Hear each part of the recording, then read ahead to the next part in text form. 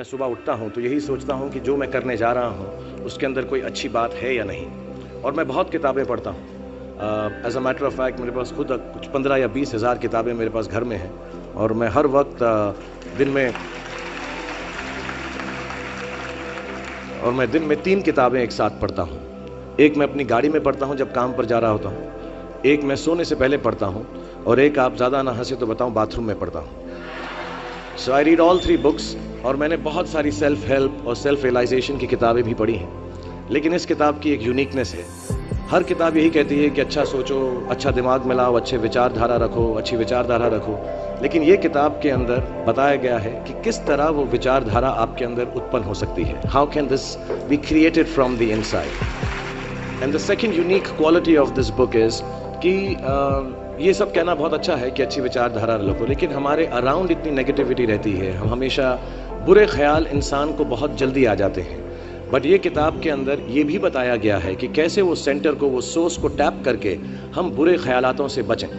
As a matter of fact ये हमारी ज़िंदगी की सबसे बड़ी लड़ाई होनी चाहिए। मैं इस किताब में से 2 पंक्तियाँ आपको बताना चाहूँगा कि हमें लगता है कि विचारों वाला रावण ज़्यादा शक्तिशाली है, पर उसे ताकत कहाँ से मिलती है? उसे ताकत हमसे ही मिलती है, हमारी सोच से मिलती है। इस किताब में उस सोच, उस सोर्स को कंट्रोल करना सिखाया गया है। और मैं इस्लामिक रिलीजन का हूँ, मैं मुस्लिम हूँ। हमारे में एक वर्ड है जो बहुत मिसयूज़ होता है, जिहाद। जिहाद का भी थॉट प्रोसेस बिल्कुल यही है कि हमारे अंदर जो बुरी सोच है उसको कॉन्कर करना, उसके लिए लड़ना, उसे जिहाद कहते हैं। बाहर सड़कों पे लोगों को मारने को जिहाद नहीं कहते। 2-3 बातें और कहूँगा लोगों के बारे में जिन्होंने मुझे यहाँ पर बुलाया है, इनसे मेरी मुलाकात हुई और बहुत अच्छा लगा मुझे। जैसा मैंने कहा कि सुबह उठते ही अच्छी थॉट्स सोचो। इस किताब में 2-4 लाइनें और ऐसी हैं जो मुझे लगता है हमको सोचने पर मजबूर करती हैं। If you get up in the morning and if you think only good thoughts, किसी के लिए बुरा मत सोचो, सिर्फ अपना अच्छा सोचो। मैं बड़ा सेल्फिश आदमी हूँ और मैं बिलीव करता हूँ कि अगर दूसरों का सोचने का मौका ना मिले, अपने लिए भी सिर्फ अच्छी बात सोचो। ये मत सोचो कि दूसरा हार जाए, ये सोचो कि मैं कैसे जीतूं। It's only a way that you can turn around the same thought. Because as this book says, विश्व में किसी भी चीज के भौतिक निर्माण से पहले उसका विचारों में निर्माण होता है, which is true. I believe all things created in this world are created by our own thoughts. जो विचार होश और जोश में किए जाते हैं वे ही हकीकत को बदलते हैं। दुनिया वैसी नहीं है जैसा आप सोचते हो, दुनिया वैसी है जैसे आप हो। सो जो भी आपको कभी कभार दिल में आता है कि ये इंसान में से अच्छाई नहीं कर रहा है, ये घटिया है, ये बुरा है, ये जो सिचुएशन है अच्छी नहीं है, as a matter of fact अगर आप अपना नजरिया बदल के रात को सोने से पहले उसी आदमी के बारे में उसके पॉइंट ऑफ व्यू से देखें, उसी सिचुएशन को एकदम नेगेटिविटी के बिना देखें, तो आपको मालूम पड़ेगा कि सिचुएशन इतनी बुरी नहीं है। आपके अराउंड जो लोग हैं, दोस्त हैं या दुश्मन जिन्हें आप समझते हैं, वो एक्चुअली दुश्मन नहीं है। So it is the way you think of the world, that is how the world will look to you, is the most important aspect of this book. मुझे अपनी भी मुझसे पूछा इन्होंने सवाल, मैंने पूरा जवाब नहीं दिया कि मैं जब छोटा था तो कैसा सोचता था। मैं सोचता था कि इतना बड़ा स्टार बन जाऊंगा। आई रिमेंबर मैंने टीवी में एक सीरियल किया था, आप लोग शायद बहुत सारे यहाँ पे छोटे इन्होंने देखा नहीं होगा, एक फौजी सीरियल किया था मैंने।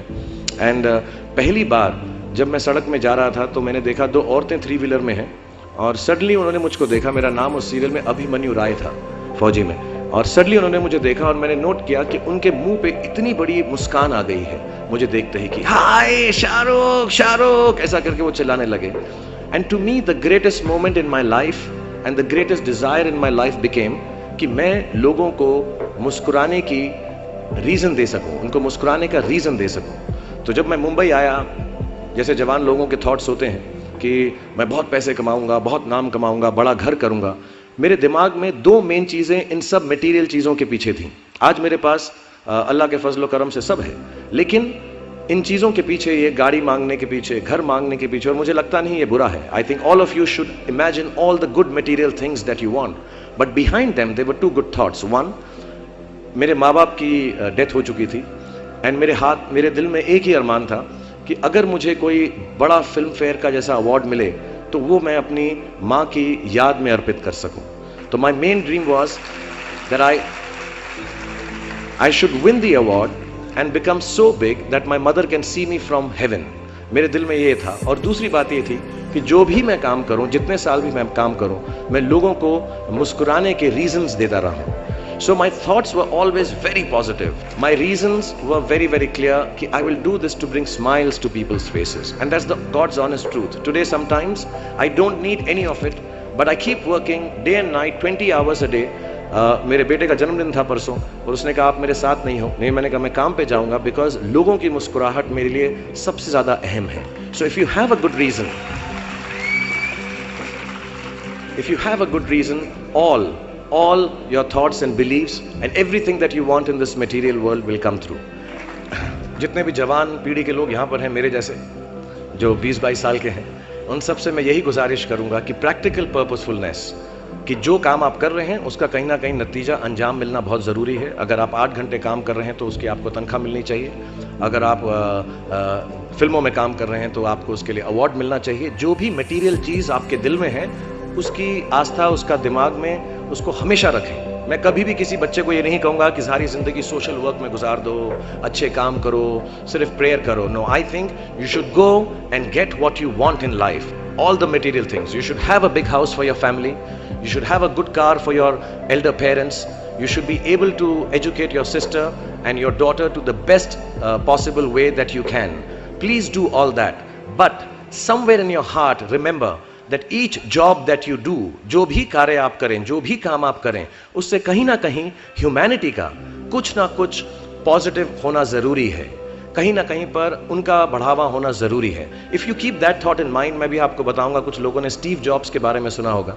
अभी रिसेंटली उनका देहांत हुआ। उनको कैंसर था, पैनक्रियाटिक कैंसर था। एंड उन्होंने एप्पल कंपनी सबसे बड़ी कंपनी मानी जाती है दुनिया के अंदर आजकल। उन्होंने अपने अंतिम समय में 6 महीने में रियलाइज़ किया कि जब भी मुझे मालूम पड़ा कि अब मेरी मौत करीब है, मुझको फेलियर और सक्सेस दोनों का डर या उससे खुशी ख़त्म हो गई। मेरे दिल में सिर्फ एक ही बात थी कि जब भी मैं कोई चीज़ बनाऊंगा, कंप्यूटर बनाऊंगा या कोई भी गुड बनाऊंगा, उससे इंसानों का, ह्यूमैनिटी का क्या फ़ायदा होगा। So I want to tell all the youngsters, please do whatever you want to do in terms of being well off materially, but somewhere keep a spiritual thought that the world should be a better place because you were born in it.